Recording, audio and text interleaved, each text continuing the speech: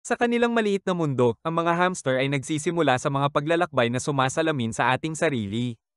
Ang bawat maliit na hakbang na ginagawa nila sa pamamagitan ng paikot-ikot na lagusan ay nagpapaalala sa atin na ang bawat pagkilos, gaano man ito kaunti, ay nag-aambag sa ating mas malaking layunin. Sa mga sandali ng pag-iisa, nakakahanap sila ng lakas na nagtuturo sa amin na ang pagiging nag-iisa ay maaaring magsulong ng katatagan at pagtuklas sa sarili.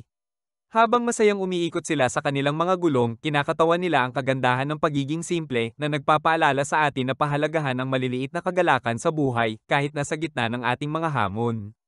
Kahit na ang pinakamaliit na nilalang ay nagtuturo sa amin tungkol sa katatagan, kagalakan, at sining ng pagsulong. Patuloy na tumakbo kahit na parang hindi tumitigil ang gulong. Ang momentum ay bumubuo ng pagkatao. Mag-imbak ng kabaitan tulad ng mga binhi, hindi mo alam kung kailan darating ang taglamig. Ang kaligayahan ay isang buto ng mirasol na dahan-daang natikman sa katahimikan ng gabi.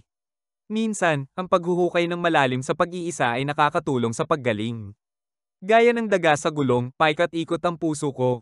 Pero sa'yo, walang patutunguhan. Ang pag-ibig mo parang pagkain sa pisngi ko, dinala ko ng malayo, pero kinain mo pa rin. Bakit parang hamster ako? Kahit gabi, takbo ng takbo ang isip ko sa'yo.